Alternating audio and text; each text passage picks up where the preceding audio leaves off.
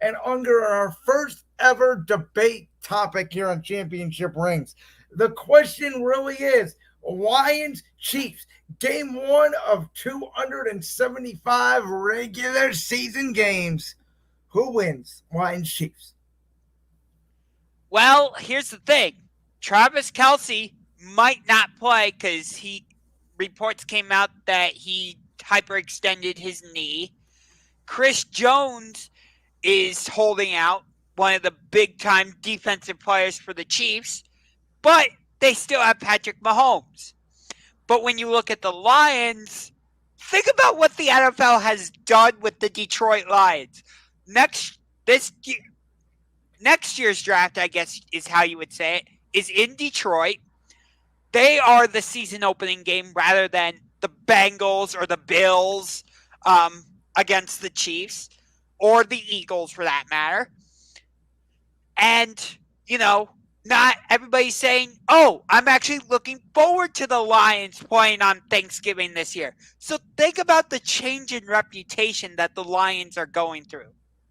You agree with me on that part? And by the way, this all started after a 1-6 start last year that they had, and they ended up going 7-3 down the stretch to finish 8-9, a very successful 8-9. And I recall on the Brandon's World podcast last year, it was week 7. Like I said, the Lions started off the season 1-6. You know what I was saying on the Brandon's World podcast? I was calling for Dan Campbell's job.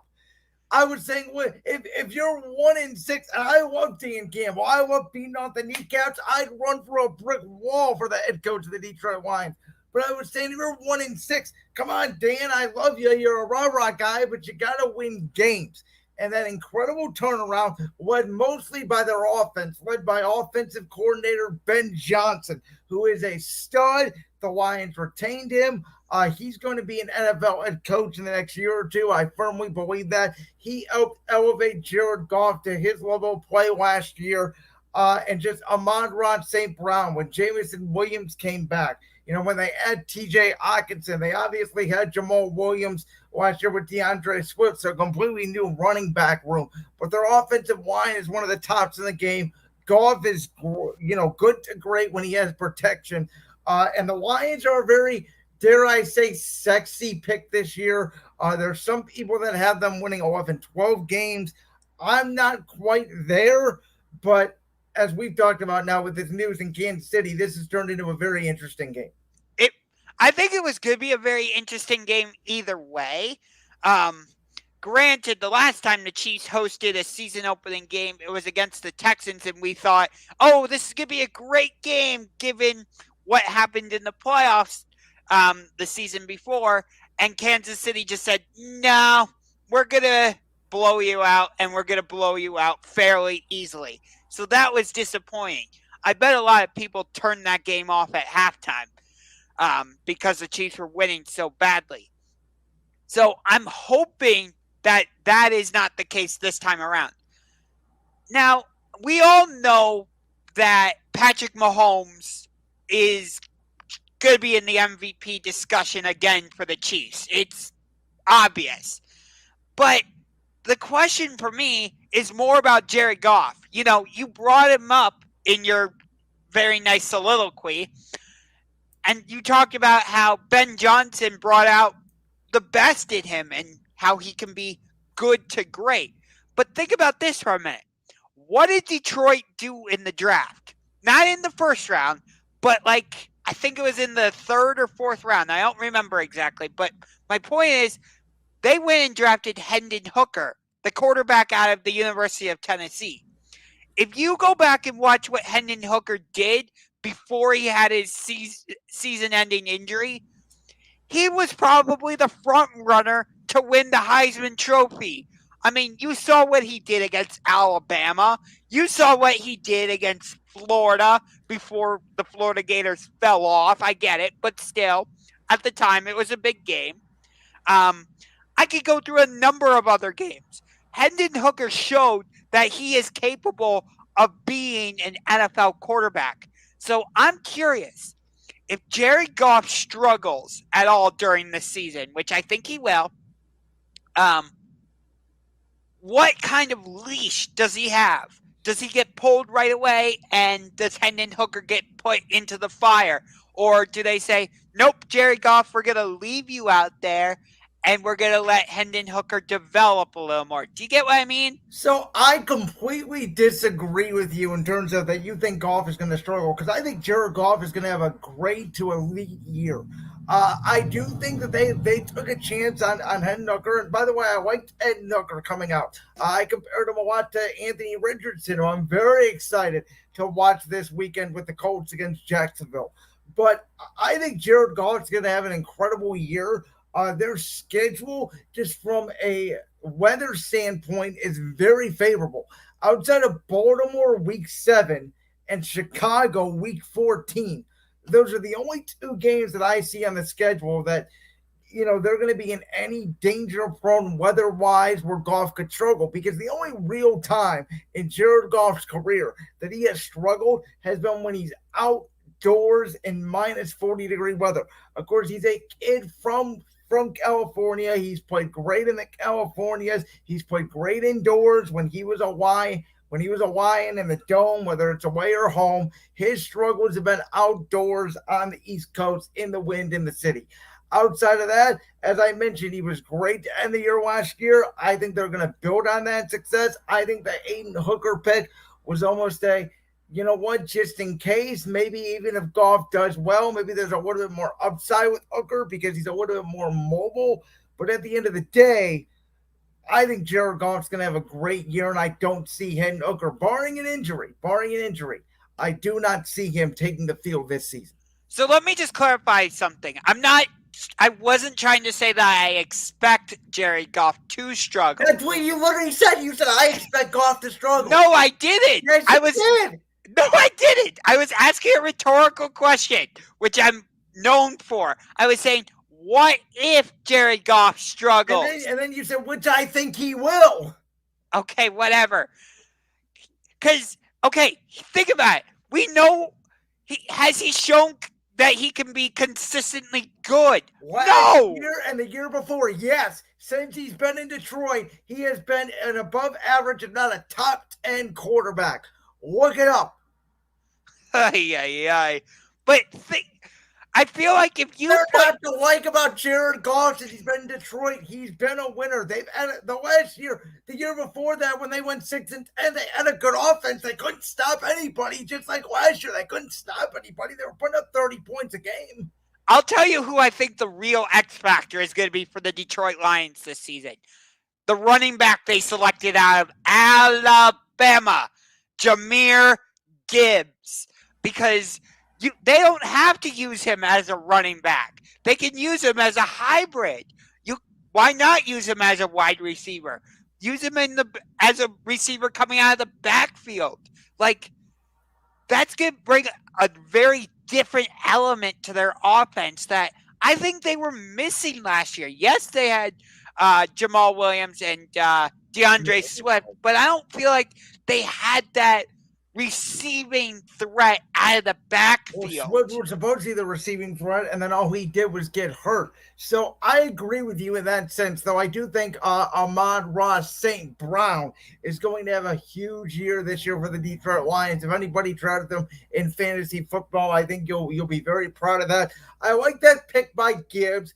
I'm very interested to see then how they use David Montgomery, because from what I heard, it sounds like you said, Gibbs is going to be lined up a lot at receiver. Maybe they do the two-back pony set. There's a lot of different formations. And again, Ben Johnson, who I think is an absolute stud of an OC, and proved it last year with that tremendous game plan that he had week 18 at Green Bay to go in there when the Lions could have made the playoffs if it wasn't for Baker Mayfield selling against the Seahawks. But nonetheless, the Lions had nothing to play for, and they went in there and eliminated Green Bay from playoff contention, and they are now building momentum heading into next year. So in that sense, I think they did have something to play for in that Week 18 game.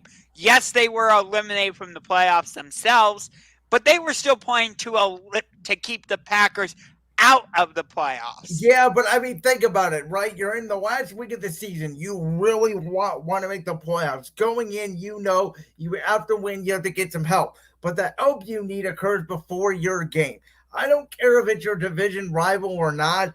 There is that natural letdown when you find out, oh my God, we worked all this time to get there. Because, like I said, they went on that incredible streak, in the middle of the season where, I believe one of their only losses was against Pittsburgh in that crazy game where, Mason Rudolph started and it was a downpour and that was a mess of a game. But something like that. But Detroit is coming, and I think this offensive line defensive line battle is going to be really interesting in this game. I want to bring something up real quickly to you. I'm going to put this on the screen right now.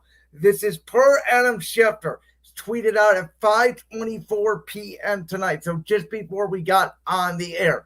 Schefter says, and I quote, after a test today, the Chiefs believe that Travis Kelce's ACL is intact. You see there's a typo there for intact. There is inflammation in the knee. They will test it again Wednesday to determine his availability for Thursday night. The report, though, does note that Kelce is unlikely to play. In that scenario, Josh, if Travis Kelce does not go for Kansas City, I believe, and the line right now is at 6.5, 6 points, whatever you can get it. If you're a bettor, go bet on the Detroit Lions right now to at least cover that spread. Because if Kelce does not play, Kansas City's offense is going to look completely different. And I do not think they're going to be able to match up now with Chris Jones being out. The Lions are going to be able to run the football, ball control. And when you don't have that offensive weapon on the side of the ball for Kansas City, their receiving core is not great, to put it lightly. And I don't care. I don't care if you're Patrick Mahomes.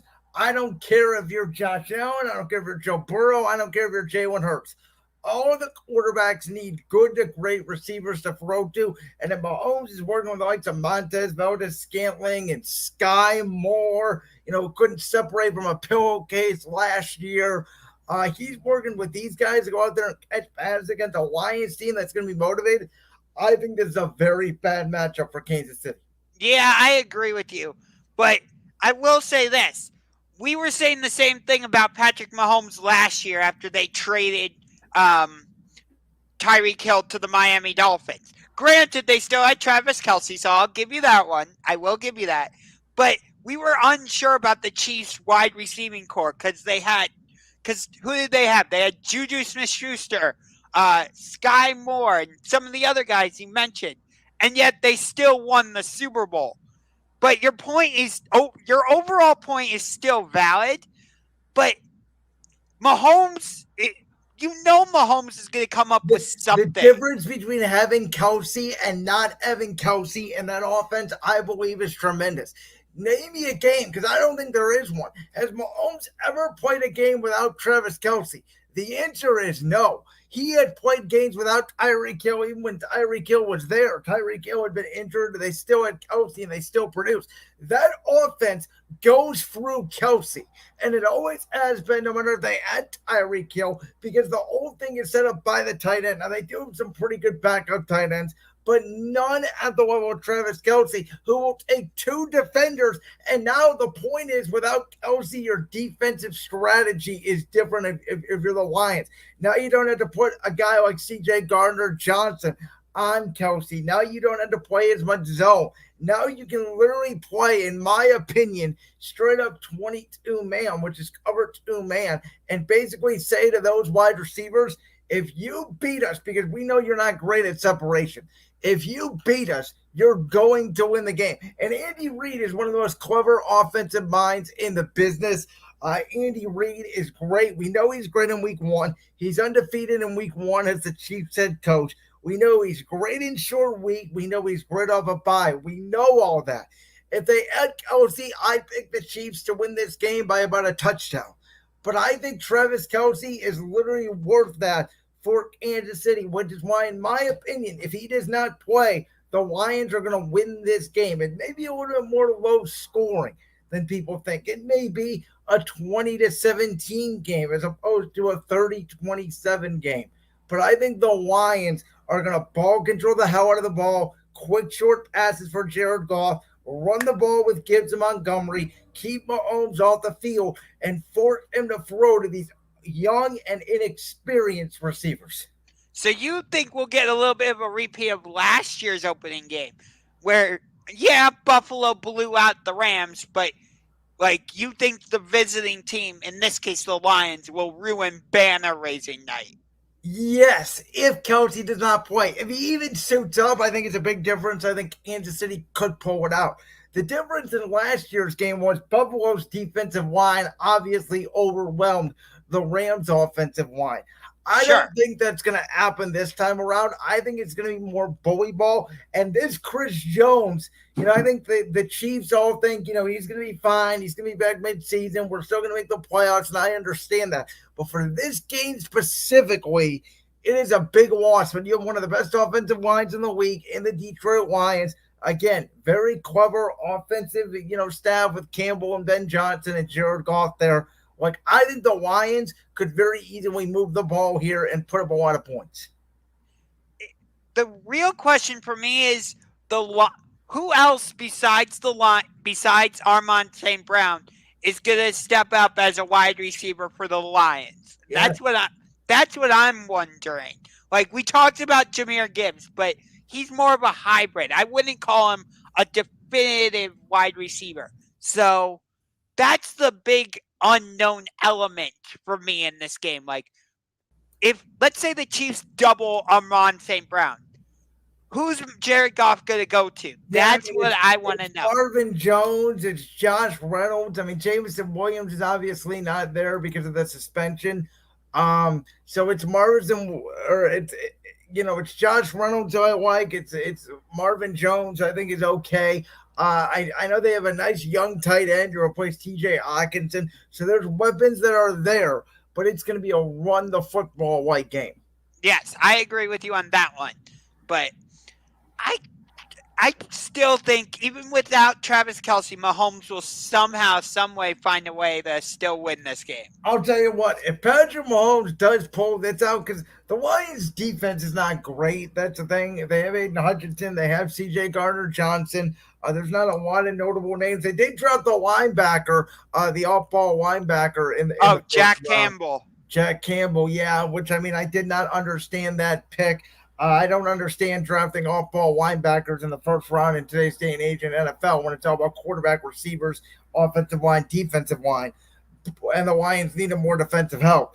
But nonetheless, I think it's a very interesting game. I do think it turns more intrigue because I think Travis Kelce is just such a weapon that you have to keep your eye on as a defense. That, again, I just think it makes the Lions' job a whole lot easier. But if Mahomes does pull this off, by the way, he's dealing with two new tackles, both the left tackle and the right tackle.